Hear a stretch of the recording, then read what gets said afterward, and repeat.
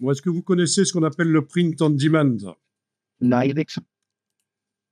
Bon, je vous explique. C'est l'impression à la demande, print on demand. Le principe, c'est que vous pouvez vendre des t-shirts, vendre des designs, et sans même imprimer le t-shirt, en fait. C'est quand la personne achète le t-shirt avec le design qu'il a vu sur le site que vous imprimez, à la demande. Donc, en exemplaire, il y a même des choses, vous voyez plein de choses sur les sites où on vous propose des designs et il y en a certains qui ne seront jamais vendus. Mais c'est pas grave, on essaye.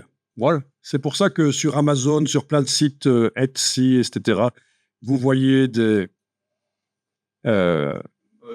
mugs.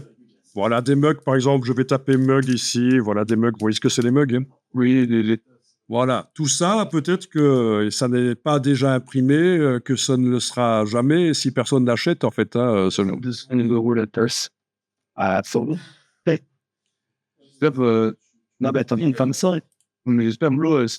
Oui, mais là, c'est 10 mugs. C'est 10 mugs. Hein. C'est 17 € la mug, en fait. Voilà, ok. Voilà, des mugs personnalisés. Donc, vous ne saviez pas qu'en fait, tout ce que vous voyez à vendre sur le web, c'est pas nécessairement existant. Ça n'existe pas nécessairement. Donc, qu'est-ce qu'il y a encore? Des t-shirts. On va essayer t-shirts, voilà. Évidemment, avec Photoshop, on simule comme si le t-shirt existait déjà. Hein. On met le design sur le t-shirt dans Photoshop pour le vendre.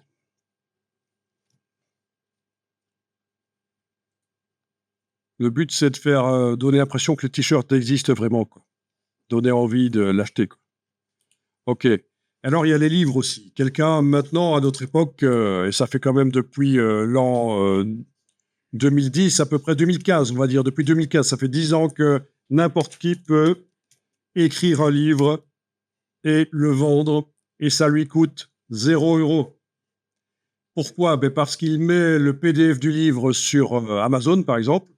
Si quelqu'un achète le livre, c'est Amazon qui imprime, qui relie, qui envoie à la personne et qui prend un pourcentage sur le prix de vente. Voilà. Donc, ça, contrairement à avant où il fallait imprimer 500 exemplaires sans être sûr qu'on allait les vendre, maintenant, on peut vendre à la demande.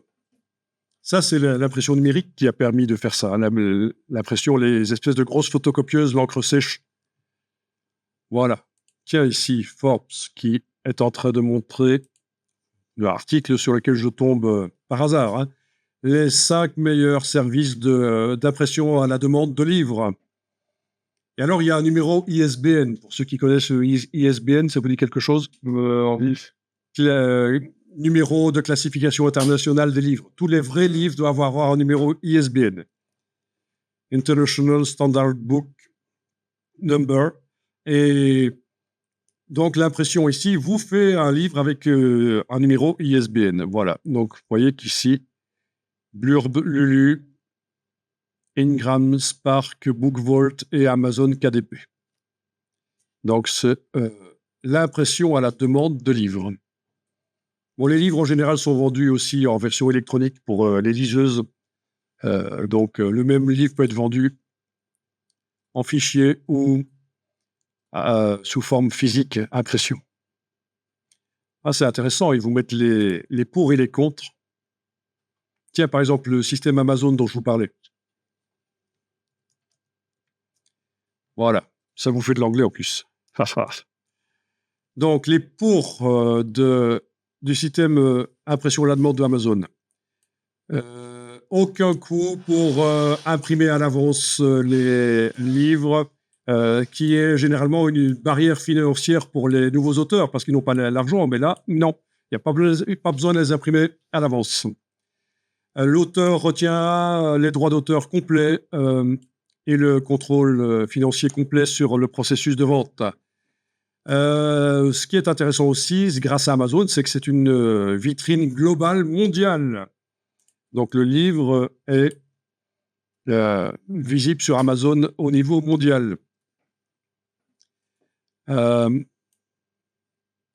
Voilà, donc ici ils disent que, je pense que ce qu'ils disent, c'est que si vous avez un sujet vraiment de niche qui n'intéresse peu de personnes, vous allez quand même pouvoir faire un livre dessus.